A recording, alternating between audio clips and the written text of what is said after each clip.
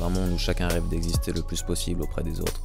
Un monde où Internet a intégralement modifié nos êtres, jusqu'à ne plus savoir qui nous sommes vraiment. Un monde où choisir ton camp est plus important que de prendre soin de tes proches. Bienvenue sur NotPenoWild. Il fut un temps où les gens existaient par leur personnalité. Un temps où les gens faisaient encore preuve d'un minimum d'originalité dans leur vocabulaire ou sur leur façon de s'exprimer. Les réseaux sociaux ont effacé tout ça en moins de 10 ans.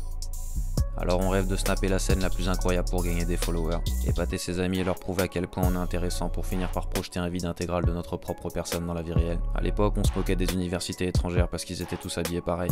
Sauf que ça a au moins l'avantage de forcer les gens à se démarquer des autres par autre chose que du matériel. On ne demande plus ce que tu fais dans la vie. On regarde ton nombre d'abonnés, on essaie de te catégoriser le plus vite possible pour savoir à qui on a affaire. J'ai beau être croyant, je suis pas totalement persuadé que Dieu avait envisagé cette possibilité. On dématérialise absolument tout pour qu'à contrario, on puisse mettre en avant les plus matérialistes. On te propose des cartes de membres et de réduction pour absolument tout. Toi tu penses que t'es gagnant dans l'affaire, sauf que c'est uniquement pour étudier tes habitudes de consommation et te proposer des chirachi avant que tu commences ta série sur Netflix. Alors on se sent unique. On regarde Game of Thrones, on achète le dernier iPhone parce que les Wiko c'est de la merde et que c'est la honte d'en avoir un.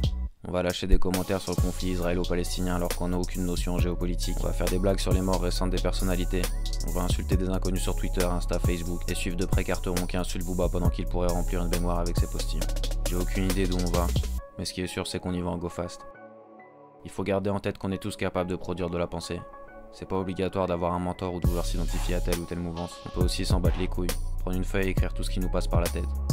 C'est un peu ce que je fais en ce moment. Je sais pas où je vais mais ça m'éclate. J'ai trouvé un guépard qui court sur YouTube, j'ai collé une instru, ma voix, quelques conneries sur un logiciel et ça va bientôt faire 2 minutes que vous m'écoutez. Vous pouvez reprendre une activité normale et faire comme si de rien n'était, mais sachez que quelque part en vous sommeille quelqu'un d'autre.